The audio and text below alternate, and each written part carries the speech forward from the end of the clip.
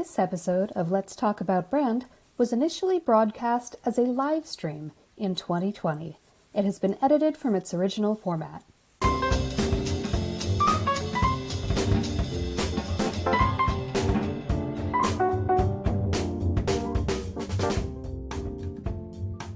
Hey everyone, I'm Christine Gritman, and welcome to Let's Talk About Brand. I do this show every Friday at noon Eastern Time. We talk about personal branding, building brands, all of that with people who really know their stuff and have done it. So today's guest is Matthew Kobach. A lot of us, especially on Twitter, this is why I simulcast on Twitter today, a lot of us know Matthew for really being such a leader in the Twitter space. He's built an incredible community for himself.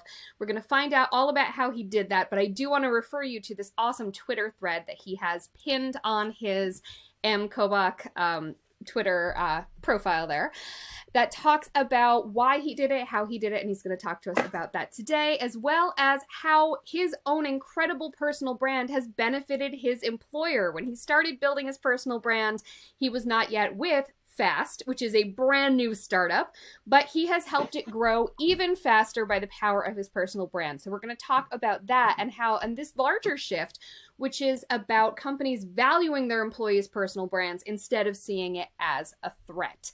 So without any further ado, I'm going to bring on our amazing guest, Matthew Kobach. Yay! Didn't expect the applause. I love it. Oh yeah, gotta have the applause, right? Yeah. So Matthew, so as I said before, it's not like you became known as the Fast guy. You were known and made Fast kind of became the Matthew Kobach thing, honestly. So let's talk about you have a broader background in social media. You didn't just turn up on Twitter a year ago and decide to build a community. So first, I'd like to hear more about your background in this industry because a lot of people don't necessarily know. Yeah, so I actually started way back in 2008, and it was really a self-preservation kind of idea. So I had just gotten a master's degree. I had applied for a PhD program, and when you're in a PhD program, you have to decide what you're going to study. And I was in the communications department, and everyone, in that department, you have a specialty. So someone specializes in children in the media, and race in the media, and sex in the media, and politics in the media. And so in 2008, it was clear that social media was this really big thing, but not enough people were studying it. It was so new that there just weren't any experts. Yeah. So I just decided I'm going to eliminate competition and become the social media expert. So I studied it. There wasn't a lot of research. So you're kind of blazing a path, if you will. How did you, speaking of blazing a path, how did you personally start on social media? What was your first social media experience? Oh, it was Facebook. It was, I think I had a girlfriend at the time. It was maybe 2004, 2005. And she just said, hey, this is, have you seen this? This is really cool. I think it was even before the news feed and all that stuff. And it was. Signed up and have been on social media ever since. And that was back when you had to be a student, because I remember until about 2007, you had to have a .edu email address. I used my alumni email address because I wasn't in school anymore, and I was the oldest person I knew on Facebook in 2006. I remember wanting to do experiments, and I had to convince the school to give me extra EDU email addresses so that I could make fake accounts under on Facebook for experimental purposes. I love that. So you decided to specialize in the study of social media, which no one was really doing. And I'm sure your advisors were like, really? The advisors were great. Oh, good. Advisors, they're very encouraging. They're like, oh yeah, this is a new area. And they just want to know. And they saw that who didn't think it was great was pretty much everyone else in the world who said, how do you get a PhD in taking gym selfies and what you had for lunch? So those people didn't quite see, what the future of social media was. But yeah, it was great. I did, for the record too, I dropped out. I didn't get the PhD. What happened was, no, it's all right. Best decision I ever made. I'm here talking with you right now. I probably would. And you're doing it instead of just studying it, though you're doing both. Yeah. But yeah, it was social media was moving so fast then. So it's fast. Yeah, right. I'm gonna work it into every answer. But no, it's just fast. So I couldn't, like, the PhD couldn't keep up. I'd design an experiment, I'd want to study something, and all of a sudden, like, Twitter appeared or Instagram appeared, and or they made like a major change, and so like I had like 3 or 4 kind of like ideas that I gave to my committee. It takes like 6 months for them to approve it, and that happened just one too many times, and I finally just said I can't do this anymore, and I found something else. And what was that something else? So you went from academia and you were a student. Mm-hmm. Were you working also in the private sector while you were a student? Or were you a A full-time little student at bit. that time? So our program too, I taught classes. So I taught classes on media effects. I taught Oh, classes on storytelling. Taught classes on just kind of communications in general and media literacy in general. So I was doing that the entire time, and then I was able to do some part-time work with a social media analytics firm. So that was interesting. And then I actually started my own social media marketing firm. It was kind of right around the time that Facebook ads had gotten really big, yeah. and local businesses weren't using them enough. So I would just go to local businesses, pitch them on my, ability to create ads and target people. And back then it was really cheap. Like you could, if you were a doctor, a dentist, or, a restaurant, you could literally target the whole city for a couple $100 a week or even a month. So it was really easy to drive a lot of value. You could also get crazier with the targeting back then in the Wild West of advertising. I remember reading a story about some guy who got so into the advertising targeting that he targeted his roommate and just kind of just troll him. You could get that crazy back then. I never got that specific, but yeah, it was crazy how easy it was and simple it was back then. And it was one of those, it seemed really complicated, but if you just worked on it for a couple days, it was very self-explanatory. Well, people were intimidated to even try. It was this whole new thing. They went from thinking it was kind of nonsense and just personal use to suddenly realizing this was a business tool. So I'm sure the learning curve was, I think people don't realize how fast and steep that learning curve was. This is all so unbelievably new. So you went and started your own firm out of graduate school. So what were you focused on there, and what were some lessons you learned there that maybe either confirmed or contradicted something that you had learned when you were just kind of observing? So my goal was to make money. that was the only goal. Anyone who wanted to hire me, they were a client. Like that was the only goal. Was like, I had to do something else. I didn't like what I was doing, so I needed to make this work. The one lesson I learned was how much I enjoyed creating content. So like that was always the fun part, like creating fun ads, like having the ads actually work, having people go, oh, I just called the I did a lot of work with doctor and dentist office, like having people reply, I just called and scheduled an appointment. Like that was amazing. That was awesome. What I didn't like was getting people to pay you and doing taxes and doing all the, kind of running a business. Running a business. Unfun part of running a business. Yeah. And so what I learned real quick was that like social media is an entertainment platform, like the no one owes you their attention. No one's gonna pay attention to you. Like what I learned was I was able to like kind of cut my teeth on a lot of bad ads and a lot of bad organic social. And so you're able to realize quickly that like no one's gonna pay attention to you. Even if they choose to follow you, no one's necessarily gonna pay attention to you. You have to win their attention every time. And so it became this really reinforced lesson that your audience owes you nothing, that you have to kind of earn them one tweet, one post at a time. And that if you're not thinking about like, how does this hook them? How does this bring value to their day? How is this interesting? That they're probably just going to ignore, and you're probably just wasting your time. That is such a good point.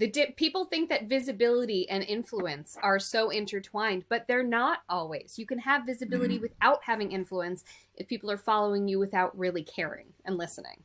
Yeah. And I mean, and you've just got to, like, you could have, you see this on TikTok a lot. You can have 1 million followers, but if you're posting stuff and everyone's ignoring it, like, know that it doesn't go to all 1 million of them. Like, that it doesn't go to even, it goes to just a super tiny percentage. So even if you have that audience, you still need to put out stuff that they want to see and are going to interact with. Absolutely. So I'd love to move into, so you were running your own firm. And and did you go straight from there to the New York Stock Exchange, or how did that go? Yep. Yeah, so I was doing that, and I decided to like stupid things. Like I wanted health insurance. Like like Yeah, silly things you like start your own being able to business. survive.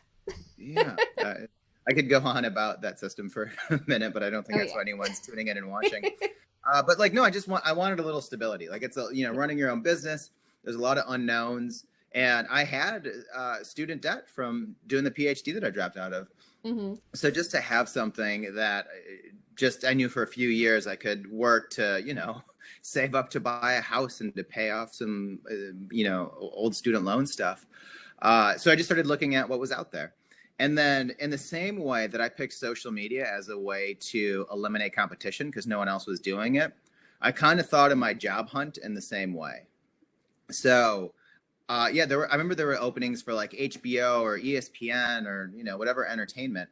And if you're dying to work in that industry, great, go for it. Just know that you are competing with 10 times more people than you would if you pick a different industry.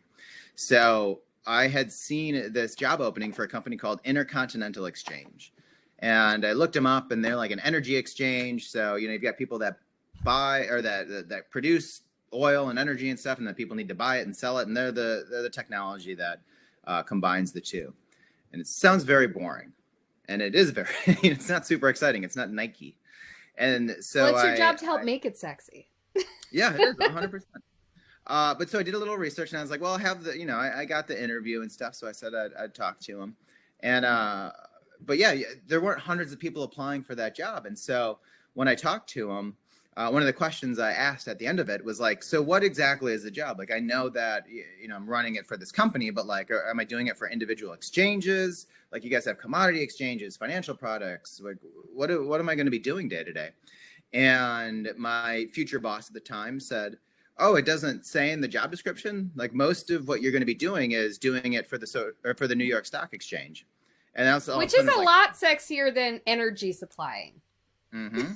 But I never would have known that had I not like been open to doing something in an uninteresting industry. And then fortunate for me, like, so they had just bought the New York Stock Exchange. New York Stock Exchange is 230 years old, whatever it is. And this company at the time was like 15 years old.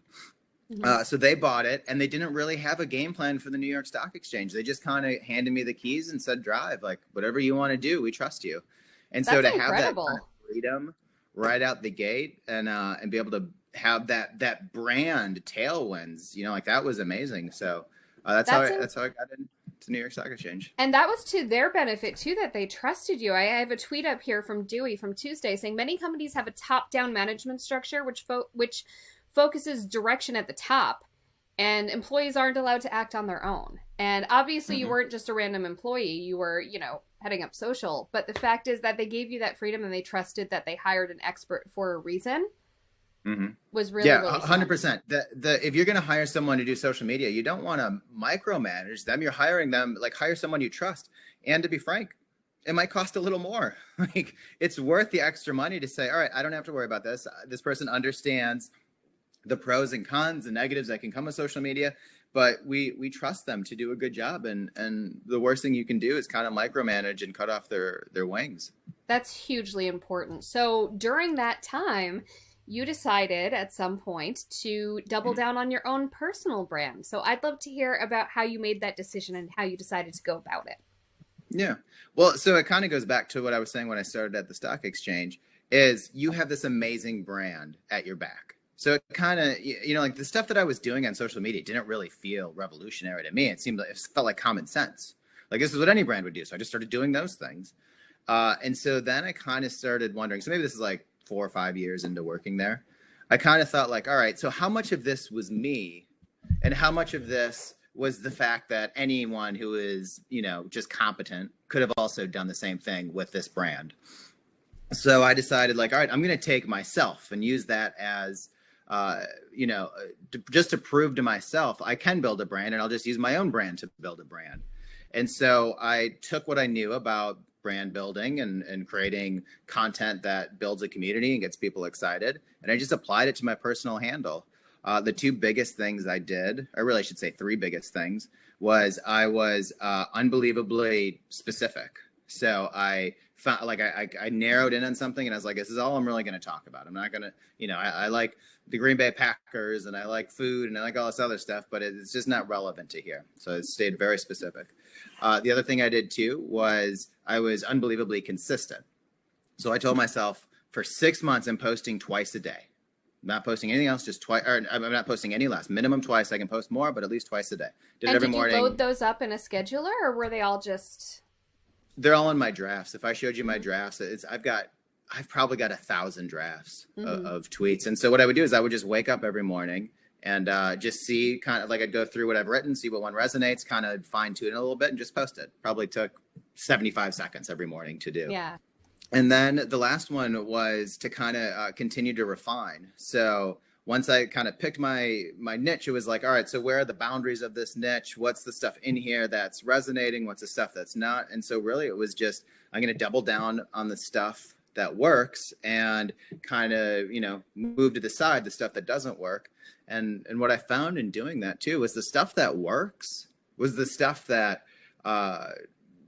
seemed like who I was. It seemed like it was the stuff that worked was the stuff that came easy to me, the stuff that like I just can't help but be interested in. I have this, I've always had this kind of since college, this idea of like I'm interested in psychology and human nature and philosophy and trying to be like the best possible version of yourself. And so a lot of that spills over into my Twitter, and that was just the stuff that worked well. And so it becomes really easy to have a social media profile where you're talking about the things that you love and are interested in. Most of my tweets are just, I'll be reading something and I find interesting, figure out how to apply it to content and creativity, whatever it might be, and then push it out as a tweet. And it works for me as like, this is something like I just learned or just thought of or whatever it might be. And so now it works as a tool to help me incorporate it better. And then also works as a way to build a community of people who kind of think the same things. I love that. And we have a question from Trisha. She wants to know, it's a two-parter. What was the light bulb moment that made you realize things were about to change when you started building your community? Like, when did you realize, oh, whoa, this is a thing? And then connected to that, what key differentiator do you think has set you apart from others who have tried to build a community and just haven't had the same kind of traction that you have? So to the first question, very early on, I got very lucky.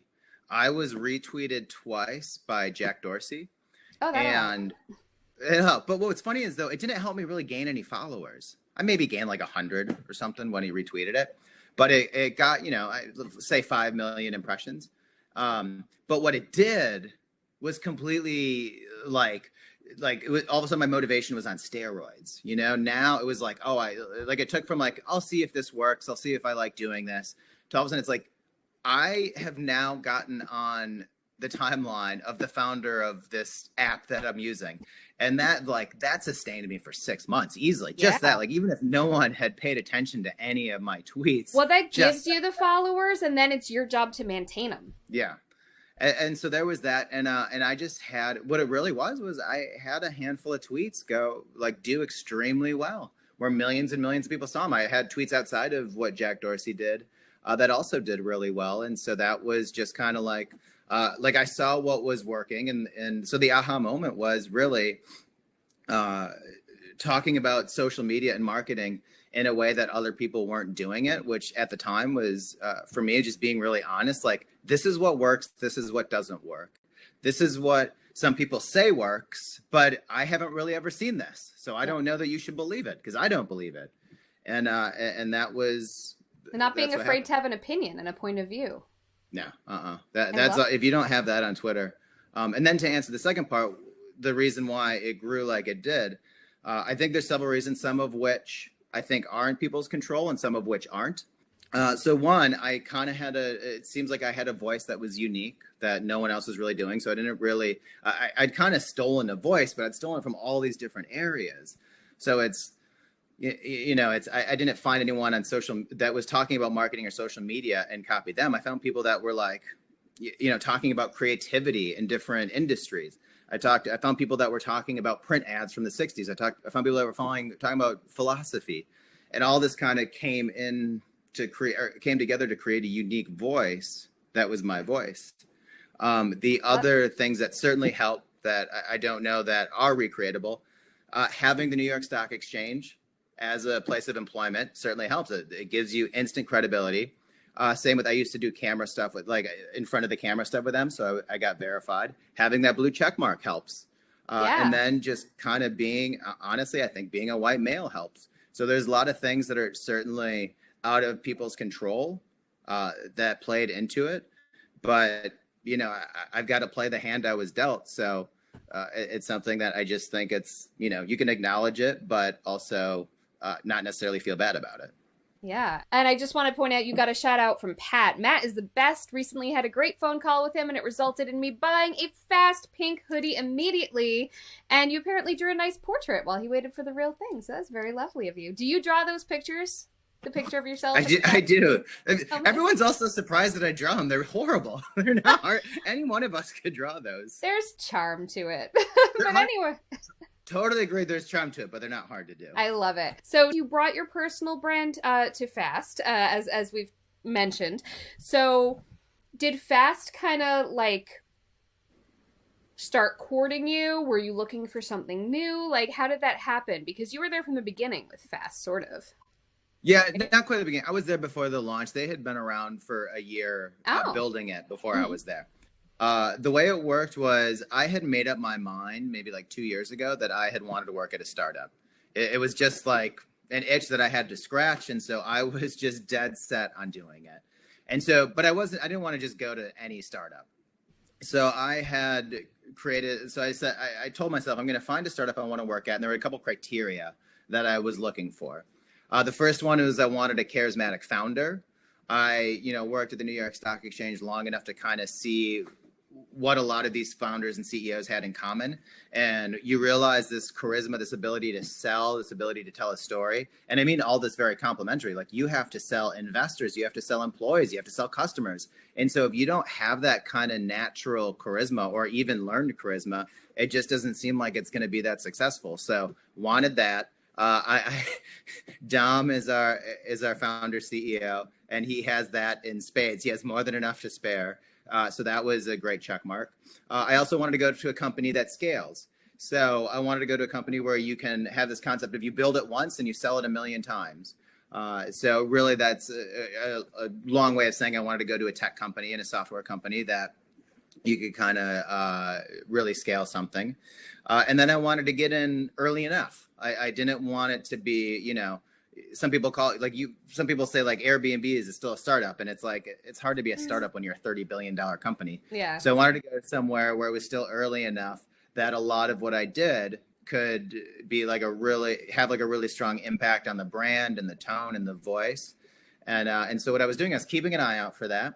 And when I came across Fast, I thought all right, this is an interesting idea. Like, I really like this. And I reached out to Dom on Twitter. That's and I awesome. just said, hey, I'd like to talk about your company.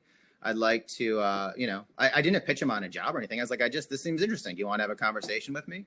And he said, sure. And I did this to a lot of CEOs. Like, this wasn't the only one. I just reached out to anyone who was doing something interesting. And did you find that these people had been following you or knew who you were, or were you kind of a non-entity? No, not necessarily. But 100% of them had a call with me.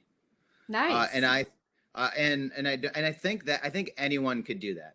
Find a founder who's still, like a dozen employees, kind of like, like that's the size you're looking for or less. And then be like, I think your company's awesome and I'd love to talk to you about it. Like, most founders want to do that. So it was a really easy way to say yes. Like, I gave them an offer they couldn't refuse. So did that. And I ended the call with, if you ever need any help marketing, let me know. And then 6 months later, he messaged me and said, I need some help marketing. You want to chat again? And I think I accepted an offer in like 2 days after that phone call. I love that. And it was definitely to their advantage. Can we talk about that for just a second, about the fact that you were able to bring some value? Let's talk about the value of having employees who have personal brands, because some businesses are like weirdly threatened by it.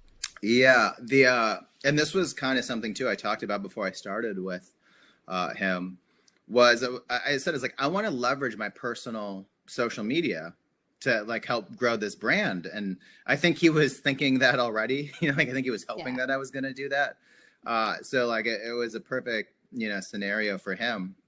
But what we're trying to do too is So one, I'm happy being an advocate for this company, but I want to do it in a way that makes sense. So if you see me a lot of the times when I talk about fast, I'm talking about marketing initiatives that we're doing. Yeah. So I want to make sure, so I'm not trying to sell fast. I'm trying to use fast as an example that then brings brand awareness, but I'm still trying to I'm still trying to keep in mind why someone would follow me and the kind of information they would expect to get from me. And so now I'm just doing it with this lens of the fast brand. And so that's kind of how we're building it there. But we've got other marketers on our team doing the same thing. We've got relationship builders. We've got both of our co-founders are super active. We have our top design person, our HR person. So we're really happy to make stars of all these people, because what we found is that, like, it's a great way to find talent. It's a great way to find partnerships. It's a great way to win business. And so for us, especially being as young, like, we're kind of doing, building a company in a different way. And it's through social media, and it's super exciting. And, we've got the support of all the executives, and, they're like, keep doing it. Like, we'll let you know if you do something wrong or we don't like it. But right now, everything's going, everything's going well using this strategy. So if anything, it's like, double down, do more of this. I love that. So a couple quick questions. I just want to get in some of these final questions from my chat audience. Who's your audience for social content, and how do you find them? Your audience finds you. I never found them. I didn't do anything. My audience, I think, if I was to guess, and I don't really, you have kind of an idea, but it's certainly people that are in the social media space. Mm-hmm. But I've also kind of crossed over to people that are in the entrepreneurial space. I've kind of crossed over to people that are just in general marketing, people that maybe are in comms or PR, because there's just a lot of overlap in all this stuff. And then also there is people that just kind of want to use social media to improve themselves. Yeah. And it's the people that are like, what can I do to be a little better every day, or, kind of create the best version of myself? Because that's really what I'm trying to do with my social media. I just do it with a lens of content over it. But yeah, that's, from what I can tell, that's who follows me. Awesome. And to that end, you seem to mostly, I'm aware of what you've built on Twitter, but what do you feel like? Do you feel like that is the best platform for building a community? Or maybe might there be others? That's just what worked well for me. So I have a full-time job. I've had a full-time job doing all this. And so I've done a little bit on Instagram. And for me, it's just easier to do it on Twitter. I don't need a picture. I don't need a video. I don't need to edit anything. I don't need to design anything. It's just, I have an idea and I can put it out there. So the reason Twitter works well for me is I like sharing ideas. If my passion was photography or videography or whatever it might be, Twitter's not the right platform to build that audience. So it really just depends what is the community you want to build. And so for me, it was kind of around these ideas of what makes for great content, and, kind of this bigger philosophical lens. And it just, Twitter worked out well for that. Similarly, Holly wants to know kind of the best way you found to drive engagement, because she's posting stuff on her business page. People are just scrolling by. What are some of your tips for actually getting people to engage? The stuff that works best is, especially on Twitter, you're going to have to say something that people have felt before. That's like, it's like right in here. You can't see me. I'm touching my chest. But, that they feel it, but they've never expressed it. They've never put words to it. That's the stuff that gets retweeted and shared. So figure out like who your community is, what they're thinking, what they're talking about, and tap into kind of who they are. And if you can verbalize or write something down that they know to be true, but have never said themselves, that's what gets retweets. Love that. And then we have a question. Oh, I don't remember what this question is here. Is there anything that you've learned about community development since working at Fast that you hadn't already discovered during your own community development experiments? For sure. People love hoodies, man. I had no idea. The hoodie thing was, it's equal parts strategy and equal parts luck, which is kind of like all marketing. You have a hunch on something, you have an idea, you try it. And if it works, great. If it doesn't work, you try the next thing. I think the best lesson for Fast, and I actually was talking to my boss about this yesterday, was that like you just have to keep trying things. And this is just marketing in general. Like you might, and some things kind of might move the needle a little, and some things might move the needle a lot, and combined they might move the needle a lot. But people are just getting, especially on digital, so tied to the metrics that they kind of forget that marketing should be fun or interesting or innovative or, you know, like getting people to talk and to do things. So to do something crazy like give away hoodies for $5 is a little nuts. It's not, you know, it's hard to measure that impact, but it seems quite obvious. It's done something. It's resonated. It's led to us doing ugly Christmas hoodies that we started launching yesterday. We're doing another one today. Oh, yeah. I'm checking at 3 p.m. today, 3 p.m. Eastern time today. I'm making sure because I saw that there's a red one at some point and I need the red one. So there is. We have an all over design. They're fun. They're cool. And it goes back to like kind of that first idea that we were talking about early on, where it's like, you have to do stuff that gets people's attention, that's fun, that's entertaining, that's interesting. And even looking at the design of an ugly Christmas hoodie, even that phrase is fun. It's interesting. It's something. And so, and we tried it. One, it worked. We killed it yesterday. We sold out in 20 minutes. Nice. But even if it didn't work, that wouldn't stop us. We go, all right, what's the next kind of fun, crazy idea that we can do? Like, that's the thing that you've got to be thinking about. And so like, that's the biggest lesson is, no one wants to read a press release on social media. Like, no, you've got to be significantly more creative. And it can come in many ways. You hear some people talk about, I want like one big quality idea a quarter or something, or like I don't want a bunch of quantity, where I think you can do both. I think for some people, quantity is going to work out and you can kind of be always on. You kind of have these little wins. And for some people, you might have these really, once a month, you do a really big idea, or it's going to be some combination of the two. There's not an answer between those two. The only answer is do stuff that people actually might care about. Like, that's literally it. Great creative, great ideas. Doesn't matter if it's a TV ad, a print spot, whatever. There's kind of a time and place for boring, but there's also, social media. It's a lot of noise and you got to stand out. And so, we do our best to stand out on a regular basis.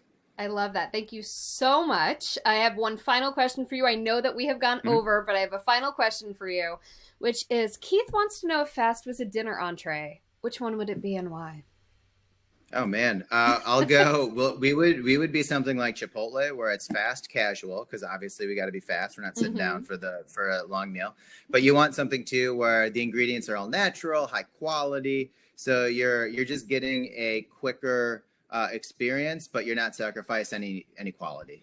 I love that so much. Thank you so much, Matthew Kobach, for being on today. Where can and should people find you?